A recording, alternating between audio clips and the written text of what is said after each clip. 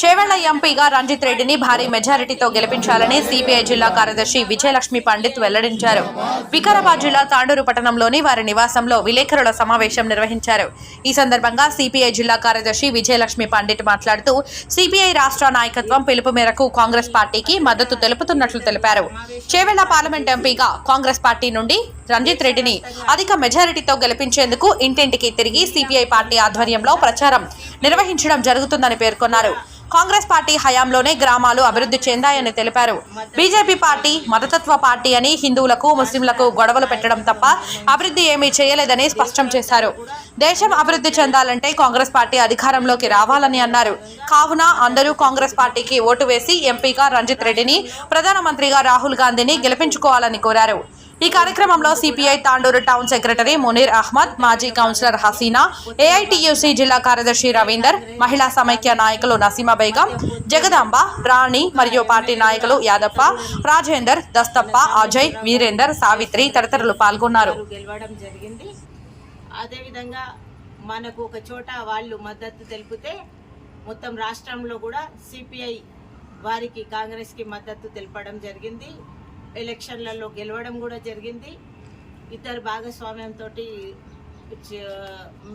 వాళ్ళు కాంగ్రెస్ వాళ్ళు అధికారంలోకి వచ్చి అయితే మేము కమ్యూనిస్ట్ పార్టీగా మత సామరస్యం ఉండాలని చెప్పి దేశం లోపల అభివృద్ధి జరగాలని చెప్పేసి ప్రభుత్వ రంగ సంస్థలన్నింటినీ కూడా కాపాడబడాలని చెప్పేసి, ఎందుకంటే ఆ రోజు కాంగ్రెస్ ప్రభుత్వం ఇందిరాగాంధీకి పై ఒత్తిడి తీసుకొని వచ్చి కమ్యూనిస్ట్ పార్టీగా తీసుకొని వచ్చిన తర్వాత బ్యాంకులను జాతీయం చేయడం కానీ ఇతరత్ర కూడా జాతీయం చేయడం ద్వారా మన అంటే ఈ ప్రజాస్వామ్య దేశం లోపల మొత్తము ప్రభుత్వంలో ఉండే అన్నీ కూడా ప్రజలకు చెందాలని చెప్పేసి ప్రభుత్వ రంగ సంస్థలు అంటే ప్రజల సంస్థల్లాగా ఉంటాయని చెప్పేసి ఆ రోజు కూడా అటువంటి నిర్ణయం తీసుకున్నాం. మా ఒత్తిడి మేరకి వారు అప్పుడు జాతీయం చేయడం జరిగింది. తర్వాత కూడా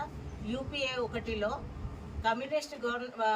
కమ్యూనిస్టుల సహకారంతో ప్రభుత్వంలోకి వచ్చినప్పుడు అప్పుడు కూడా కాంగ్రెస్ పార్టీ పైన ఒత్తిడి తీసుకొని వచ్చి రైట్ టు ఇన్ఫర్మేషన్ యాక్ట్ కానీ లేకపోతే ఇప్పుడు మన ఉపాధి హామీ పథకం కూడా కమ్యూనిస్టు పార్టీల ప్రతిపాదన మేరకే కాంగ్రెస్ యూపీఏ 1 లోపల తీసుకొని రావడం జరిగింది.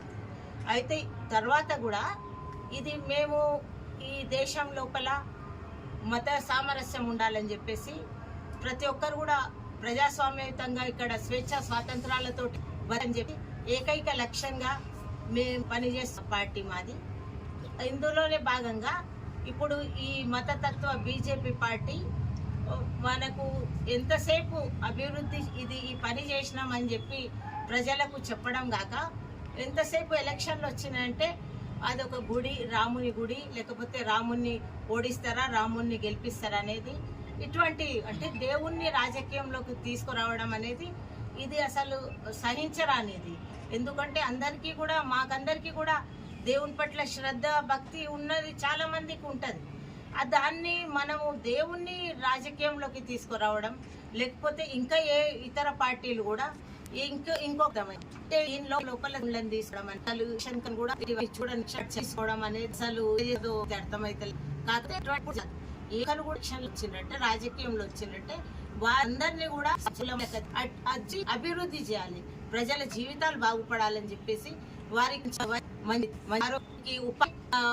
తినడానికి ఉండడానికి నీడ ఇవన్నీ కూడా ప్రభుత్వం ఒక తండ్రి పాత్ర వహించి ఆలోచన చేయాలి. అంతేకాకుండా మీరు ఏ మాత్రం సంబంధం లేకుండా దేవుళ్ళ పేరు మీద రాజకీయం చేయడం అనేది ఎవరు చేసినా కూడా ఇటువంటి ఉండరాదని ఆ రోజు పోరాటం ముస్లింలు అందరూ తన రక్తాన్ని ఇచ్చి స్వాతంత్ర రోజు అంతా కూడా సాయుధంలో సిగ్గుగా వీళ్ళు రోహులు లేకపోతే అని చెప్పి చరిత్రనే అనేది కష్టంగా పోరాడి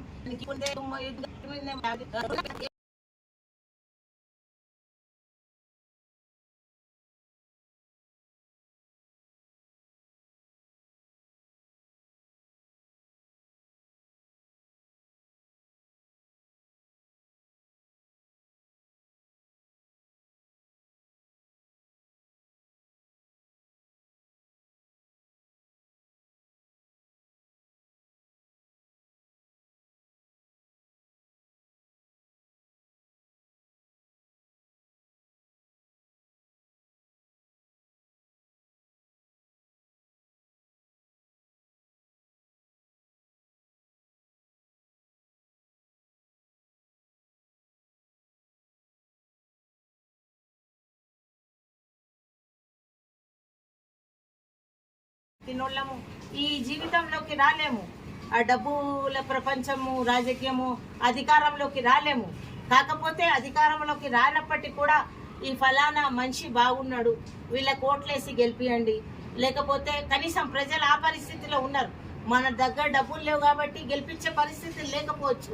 కానీ మనం కమ్యూనిస్ట్ పార్టీగా, సిపిఐ పార్టీగా ఈ మనిషి బాగున్నాడు, ఈ వ్యక్తి బాగున్నాడు, కనీసం కంపేర్ చేసి ఇద్దరు నిలబడిన, ముగ్గురు నిలబడిన దాంట్లో వీళ్ళు బాగున్నారంటే ఓట్లేసే పరిస్థితి, మమ్మల్ని కనీసం నమ్మే పరిస్థితి ఇప్పటికి కూడా ఉందని చెప్పేసి ఆ ప్రభావమే మొన్నటి ఎలక్షన్ కాంగ్రెస్ని గెలిపించడం కూడా జరిగిందని చెప్పేసి నేను ఖచ్చితంగా చెప్పగలుగుతా. ఎందుకంటే మేము గెలిచే పరిస్థితిలా లేకపోవచ్చు. ఎందుకంటే దండిగా 100 కోట్లు ఖర్చు పెట్టి గెలిచే పరిస్థితి లేదు. నిలబడే ఆలోచన కూడా వచ్చే పరిస్థితిలో లేరు. చాలా మంది ప్రజా సేవకులుగా పనిచేస్తున్న నాయకులు ఉన్నప్పటికీ కూడా, ఎందుకంటే ఇది డబ్బుతో కూడుకున్న రాజకీయాలు. దాంట్లో వచ్చినోడు బిజినెస్ డబ్బులు పడేసి మళ్ళీ బిజినెస్ చేసి మళ్ళీ సంపాదించుకుందామని చెప్పేసి వస్తున్న నాయకులు ఉన్నారు. ఏదైనా ప్రజల కోసం చేద్దామనే నాయకులు లేరు. కాబట్టి అటువంటి పరిస్థితుల లోపల అంటే బలవంతంగా నెట్టబడుతున్నది పరిస్థితి. ఎట్లా ఉందంటే బలవంతంగా రాజకీయాలు రుద్దబడుతున్నాయి, ప్రజలను ఆ వైపు నెట్టబడుతున్నారు. కానీ ఇది ఎక్కువ రోజులు కొనసాగదు.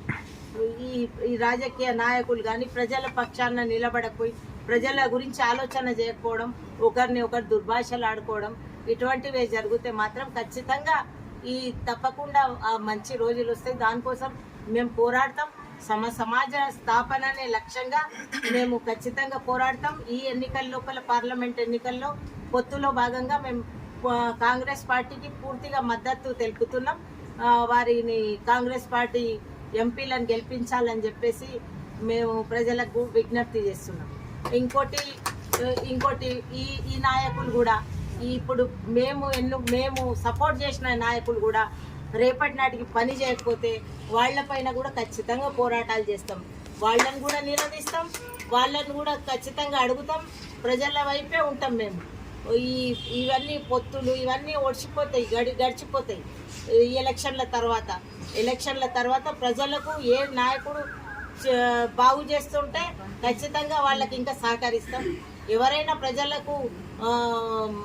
ప్రజల గురించి ఆలోచన చేయకుండా తమ స్వార్థం కొరకు, తన స్వలాభం కోసం, ఓన్లీ తన ఇంటి వాళ్ళ కోసం, తమ ముఖ్య కార్యకర్తల బాగు కోసం పనిచేస్తే ఖచ్చితంగా వాటి మీద పోరాటం చేస్తాం. ఇంకోటి ఈ సందర్భంగా ఇంకో విషయం తెలియజేయదలుచుకున్నా, ఇక్కడ ఉన్న వనరులను మాత్రం ఎవ్వరు కూడా దోపిడీ చేసినా ఖచ్చితంగా వాళ్ళ మీద పోరాటం చేస్తాం. వాళ్ళు ఏ పార్టీ వాళ్ళైనా, ఏ నాయకులైనా ఉండని. ఎందుకంటే ఇక్కడ ఉన్న వనరులే చాలా తక్కువ. ఇప్పుడు ఇసుక ఉన్నది, కాగ్నా నది, విచ్చలవిడిగా కొట్టేస్తున్నారు. దాన్ని లక్షల రూపాయల రోజు గడిస్తున్నారు. మరి ఇటువంటివన్నీ ప్రభుత్వానికి, పోలీసు వాళ్ళకు, లేకపోతే వాళ్ళకు అధికారులకు కనిపిస్తలేదో తెలియస్తలేదు. కానీ ఇవి ఎందుకంటే మనకు ప్రజలకు కూడా మేము మళ్ళీ విజ్ఞప్తి చేసేది, ఇక్కడ వాటర్ సోర్స్ ఒక్కటే ఉన్నది తాండూరులో, కాగ్నా నది. దాన్ని కాపాడకపోతే రేపటి నాటికి మనకు కింద భూగర్భ జలాలు మొత్తం కూడా అడుగంటిపోతాయి.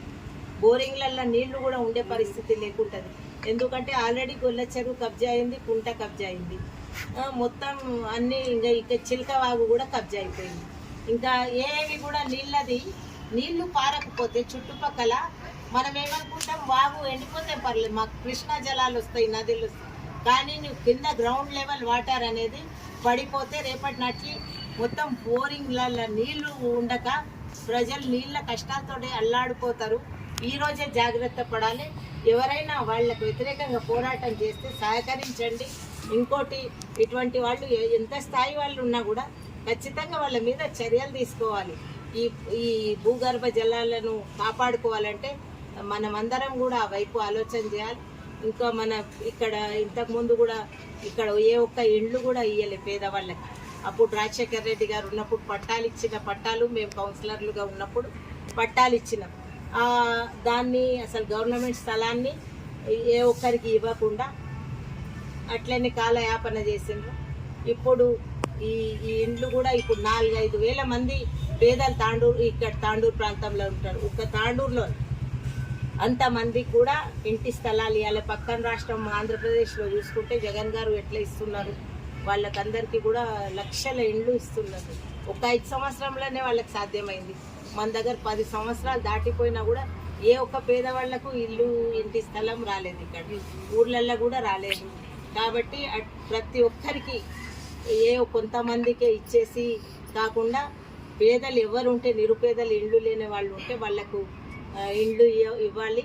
ఈ ప్రభుత్వంకి ఖచ్చితంగా మేము కూడా విజ్ఞప్తులు చేస్తాం. విజ్ఞప్తులు చేసినా పట్టించుకోకపోతే తర్వాత పోరాటాలు చేస్తాం అని చెప్పేసి ఈ సందర్భంగా తెలియజేస్తున్నాం. భారత కమ్యూనిస్ట్ పార్టీ మాత్రం భారత కమ్యూనిస్ట్ పార్టీ ఈ ఎలక్షన్ లోపల, ఎంపీ ఎలక్షన్ లోపల ఇండియా కూటమిలో భాగంగా కాంగ్రెస్ పార్టీకి పూర్తి స్థాయి మద్దతు తెలుపుతుంది. पार्टी इंडिया इत्तेहाद का साथ दे रही है। तांडूर की और तेलंगाना की आवाम से गुजारिश की जाती है तमाम उम्मीदवारों को कामयाब करें, खासकर तांडूर के चवेल्ला हल्के पार्लिमानी से उम्मीदवार रंजीत रेड्डी साहब को अच्छी मेजॉरिटी से जीत हासिल कराएं।